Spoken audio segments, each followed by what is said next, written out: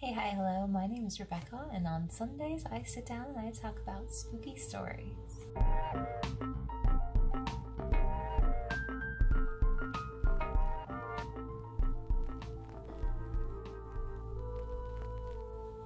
So like last week, I have a series of 4 short stories in this video, and they are all about shipwrecks or mysteries at sea. So without further ado, let's get right into it.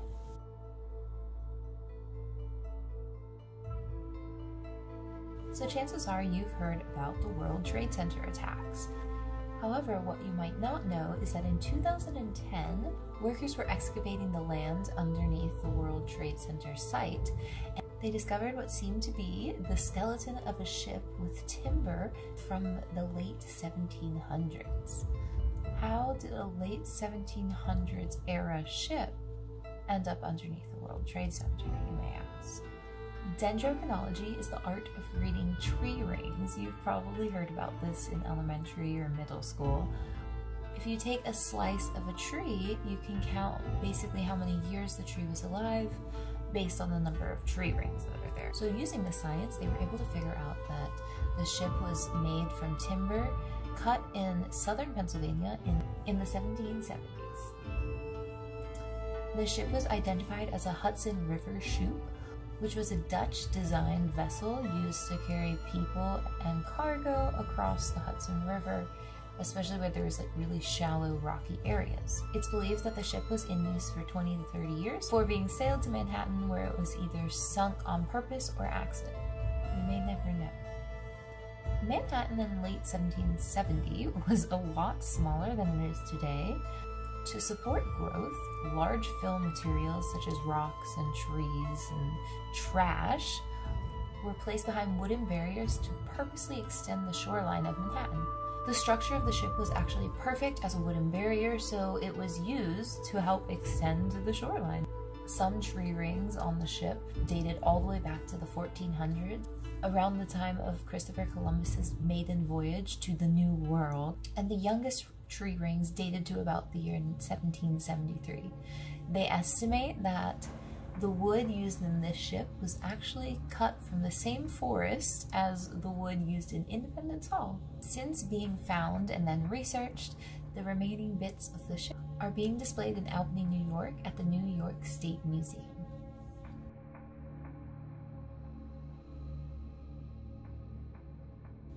On November 7th, 1872, the Mary Celeste set sail from the New York harbor on its way to Italy. It was carrying a shipment of industrial oil, as well as its captain, Benjamin Briggs, his wife Sarah, their 2-year-old daughter Sophia, and 8 crewmen.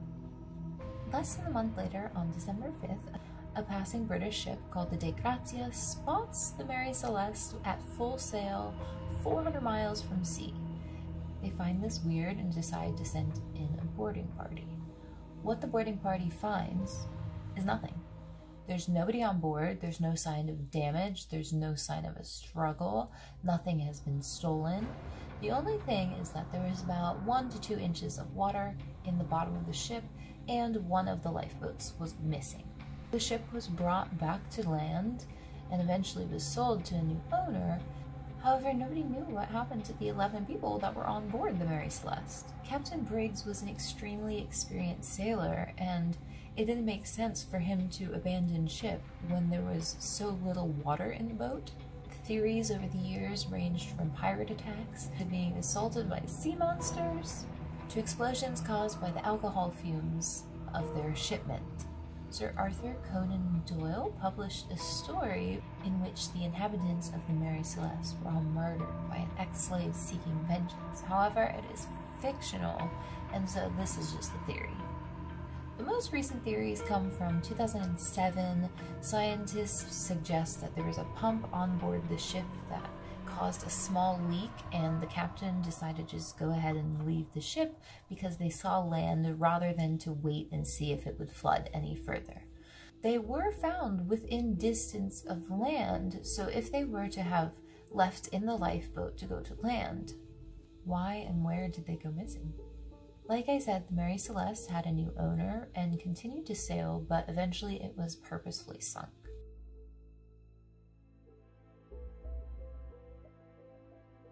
If you haven't watched the Netflix show Outer Banks, you definitely should.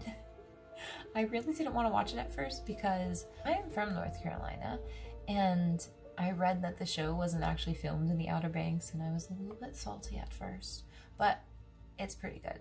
If you have watched it, you'll know that in the first season, the premise of the show is that they're searching for this ship, the Royal Merchant, because it has a bunch of gold in it. And it was believed that it sunk on the coast of the Outer Banks in a storm in about 1829. While not completely true because it is a fictional show, it does draw from elements of a very real story. There was a ship called the Merchant Royale, and its captain was a man named John Limbray. If you watch the show, that name actually comes up.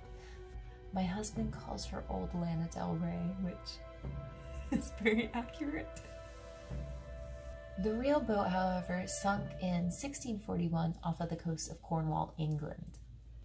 18 men drowned, however 40 crew members survived, including the captain John Limbray.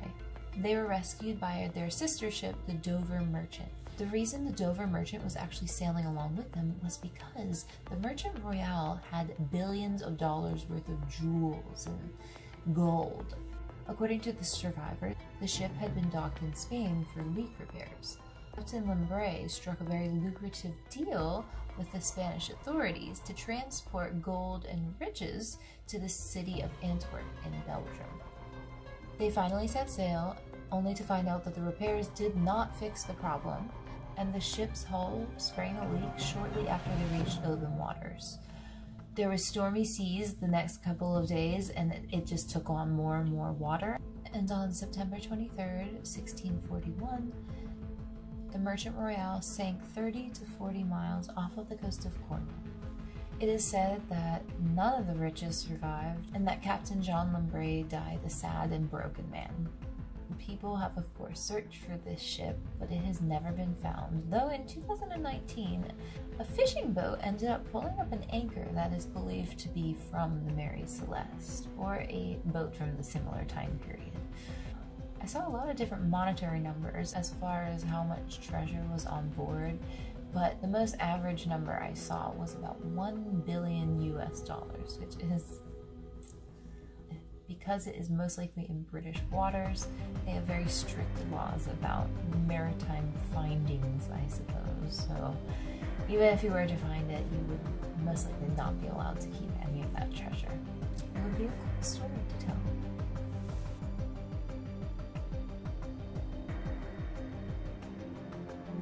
On May 19, 1884, 4 men set sail from Southampton on a small yacht called the Mignonette. They were bringing the yacht down to Australia, where its new owner was awaiting.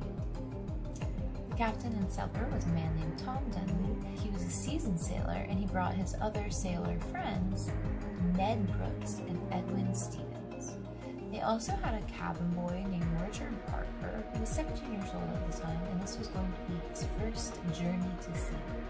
On July 5th, however, a giant wave hit the boat, and it was sunk immediately. But that meant that they were now floating in the middle of the South Atlantic with no water and only 2 pounds of canned turnips for food. They did at one point manage to catch a sea turtle, but that only helped extend their food supply for a little bit. After 12 days, all of their supplies were exhausted and they began to drink their own urine. The cabin boy Richard Parker became desperate for water, and he started to drink the seawater. Drinking seawater and consuming that amount of salt is very dangerous, and he gradually fell ill. As his condition worsened, Captain Tom and his crewmates broached the topic of the custom of the sea. This was the practice of drawing lots to select a sacrificial victim to be consumed by the rest of the crew. In the early morning of July 25th, 1884, the captain told his crewmates to hold Richard Parker down while he stabbed him in the jugular. The blood from his jugular was quickly caught and passed around to moisten their mouths. His body was then stripped and butchered with a penknife. The liver and heart were eaten immediately, and his flesh was cut into strips and set out to jerkify for future rations. It's so gross. Anyway, After surviving for several more days on this grisly diet, they begin to realize they're about to run out of food or it's going to rot, and soon they will need to draw lots again. Thankfully, it didn't have to come to that. They were spotted by a passing German ship on July 29th and they were rescued. Unfortunately, this was not the end for the crew. Once they got back to England, the British authorities were not sympathetic to their dilemma of eating one of their own for sustenance and survival. In fact, they arrested them for murder. Even though the judge wanted to sentence them to death, their final sentencing was 6 months of imprisonment, which, that's a big stretch. Sentenced to death? 6 months. I guess eventually it was decided that just the sheer torture of killing essentially a child was enough punishment. The name Richard Parker has a weird, possibly cursed history with the sea. Several years prior to this yacht incident, Edgar Allan Poe wrote a story called The Narrative of Arthur Gordon Pym. This documents a character named Richard Parker who finds himself shipwrecked, drawing lots to see who will survive. In Poe's story, Richard Parker draws the short straw and is ultimately sacrificed. And 40 years before Poe's novel, a sailor by the name of Richard Parker met a violent end at sea and was hung off of the edge of the HMS Sandwich in Germany. Yet again, in 2001, Richard Parker's name appears in The Life of Pi. So I guess it's up for you to decide. Do you think the name Richard Parker is cursed? Well, those are all the stories that I have for today.